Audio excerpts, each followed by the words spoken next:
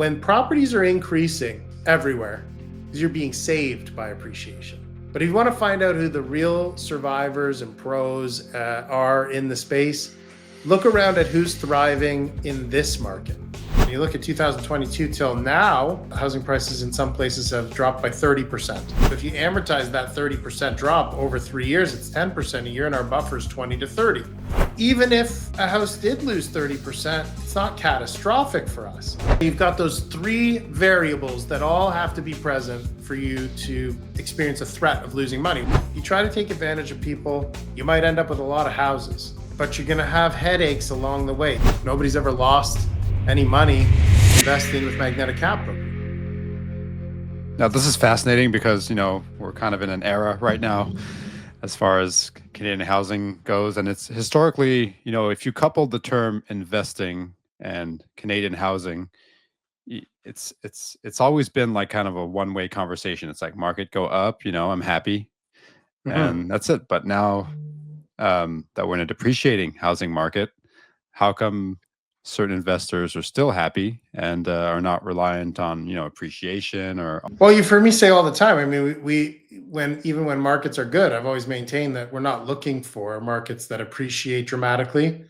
We're looking for neutral markets, markets that are consistent in their appreciation. So, and I prefer, to be honest, I prefer markets where the appreciation when times are good is controlled and reasonable, because what goes up tends to come down at the same pace. So if you're investing, I hear all the time, people, I only want to invest in mortgages if the property's in Toronto. I think to myself, well, Toronto's one of the most volatile markets in the province, if not the most volatile market in the province. I mean, sure, I think you're right. The misnomer is, people equate the same approach to lending that they do to buying, right? And so when we're buying, growing up, we're being taught, to look for markets where appreciation is rampant, and that's where you're going to make your money, and it's true. Be there where the rubber hits the road. But lending is different. Lending, all we're looking for is stability. Like if I lend 75 or 80% of a value of a house and the value doesn't change, I'm happy. I don't need it to change, right? I just need to make sure the borrower can make the payments and they can exit in a year or two, right? Yep. No, that's 100%. The focus. Appreciation means nothing to me. I do worry about depreciating markets. But then that's why we have parameters like we only lend for a year at a time, because what that does is allows us to reevaluate the value of a property that we're lending against every 12 months. If you look back in history, you'll find even in the most volatile housing market pockets, we weren't losing 20% inside of 12 months.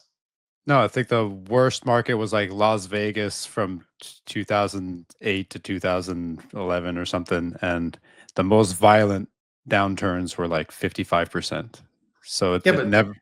But this isn't Las Vegas or the States. This is Canada. Yeah. But like the most extreme example known to us in recent history is that. Yes. And can it happen? Yes, it could. Sure. I'm not here to say it can't happen, but I'm saying I'm hedging my bets against it not happening.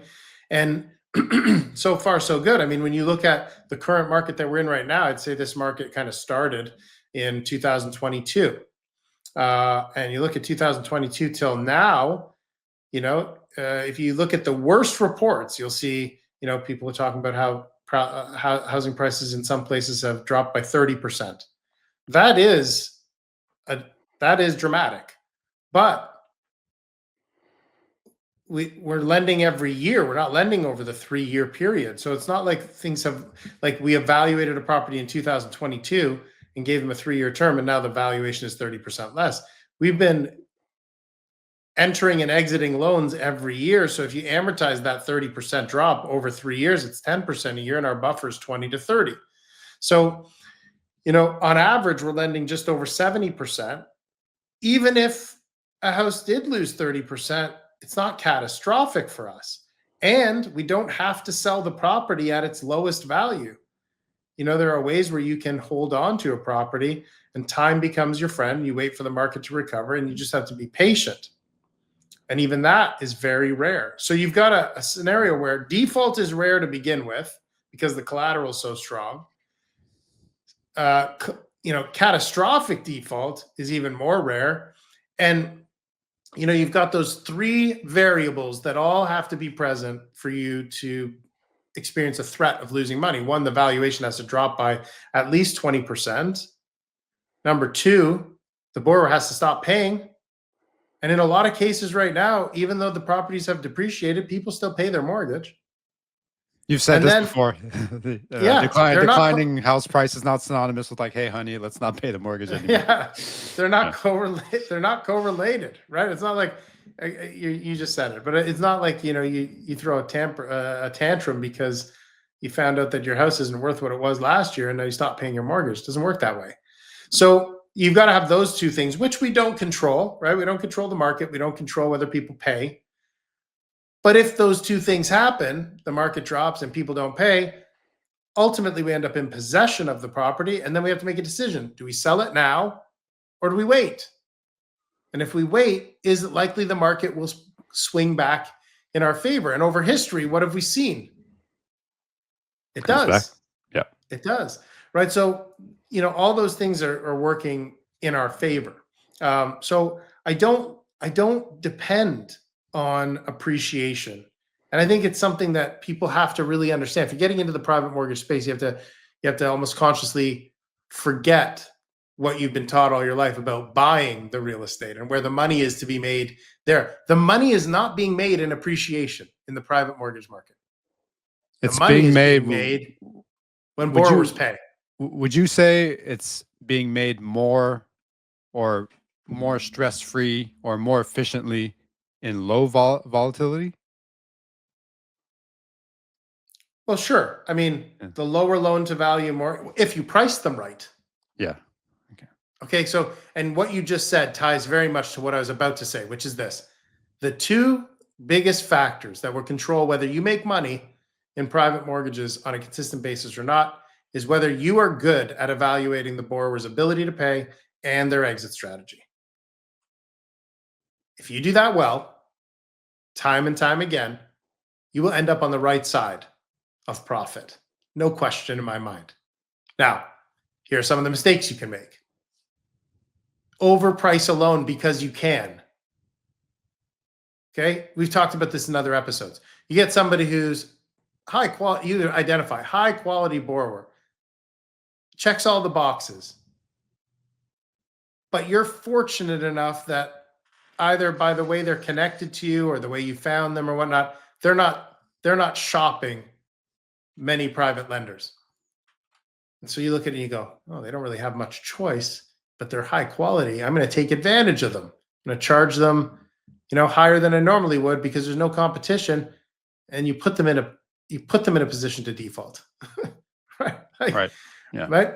Whereas if you're competing and you're genuine, you look at it and go, this is a person. Wow, I can't even believe the bank didn't finance this person. I'm gonna be just higher than the bank, right?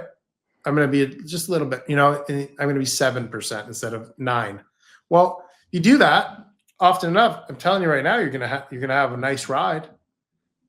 Maybe not be optimizing every single dollar to get as much as you can, but you're lending relative to risk.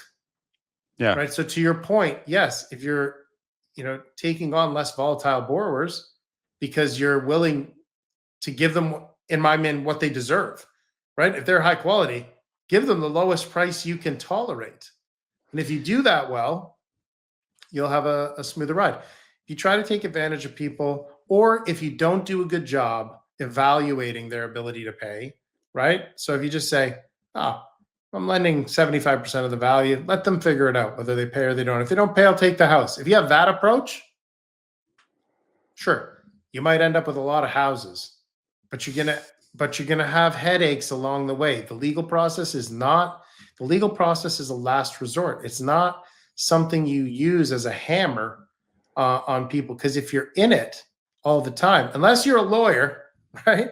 Unless you're a lawyer who, and there are guys out there like this who are lawyers, and, we in jest, we talk about the loan to own program, right? If you're in that, fine, but it's a bumpy road, right? And it's certainly not our chosen path. What we'd like is to identify the highest quality borrowers we can find, compete aggressively for them at competitive prices, and have our investors put their money into the least volatile loans we can find consistently. If we do that, we're going to have less problems, less headaches, more exits, more consistent returns, smoother ride for investors, all those things. And it all comes back down to two things: evaluating the borrower's ability to pay and making sure that they can make the payments throughout the term, and that there's a viable exit strategy, a way out. And if all those boxes are checked, then price action, depreciation, it's not something that stresses you out. It's not going to get in your way. Yeah. It's very difficult for it to get in your way. And even if it does, you have to think, like, if you do the numbers, look, private mortgages investing, it has risk. It's like every other investment has risk. There's no getting around that. I can't sit here and say, if you do it this way, you will never experience a problem. But when you look at the values of properties, it's highly unlikely over a 12-month period that you're going to see a 25% drop. You have to feel good about that. So you're staying in that 75 to 80% loan to value max, on average 70 to 75%. That's one. Number two, you're looking for borrowers who you feel just missed bank financing, right? So something, maybe their debt ratios are just slightly out of the range that a bank would approve them, but very close to getting them back. And then you're evaluating options for where they're going to go in 12 months, and asking yourself the honest question: are we bringing value here? Like, are we moving this person by way of creating a new mortgage for them, restructuring the financing? Are we creating a better path back to the bank for them? If the answer is yes, and you price right, and you price fairly, you never have to worry about appreciation. Appreciation should not be a driving factor in investing in private mortgages. You don't need to be looking for properties that will increase in value. You just need to protect yourself against the potential that properties depreciate. I like it because there's so many more variables than, like you said, like you just look at other things besides appreciation, but there's like so many variables. There's just the scoring system that you use, and like all those things that contribute to like a strength, the strength of a file and things like that. And it's like the second you take appreciation out of the picture, you can sort of like move stuff around and like have certain factors compensate for like these other weaknesses over here. And it's all like it just comes together in like a very nice, I don't know, like alchemy, or I don't know how you would describe it, but it's just. Well, I'll say this. This is a beautiful time to be evaluating private lending administrators and private mortgage corporations, right? Mix. Anybody who's running a pool of investments in private mortgages, now's the time. This is the type of market that separates the wheat from the chaff. When you look at when properties are increasing, oh yeah, everywhere, anybody can be a private lender, because you're being saved by appreciation. But if you want to find out who the real survivors and pros are in the space, look around at who's thriving in this market. It's like, we say this with no arrogance, but I always tell investors, don't judge magnetic, when everything is great. Don't judge us based on the 9 or 10 straight investments you had that just went exactly the way they're supposed to. Judge the company, judge the organization based on how they react and how we manage when things don't go the way they're supposed to, when the market is pushing against us. And this is not to say, I want to be very clear about this. It's not to say, judge us if we avoid, like, you avoid losing money in a bad scenario that was beyond our control. It's not about, we don't control whether you lose money or not. That's a risk of investing in general, and it's a risk that's present in investing in private mortgages. Now, we have a great track record when it comes to that, right? Nobody's ever lost any money investing in a residential private mortgage with Magnetic Capital Group. But it's not to say it can't happen. And I'm not saying judge us based on whether you made money or lost money. I'm saying judge us based on how we behaved The and approach. how we managed when things beyond our control went off the rails. Or judge us based on how we manage and how we do under market conditions that are less favorable. Are you still having a smooth ride, even though for 2 or 3 years properties have been depreciating? It's not luck,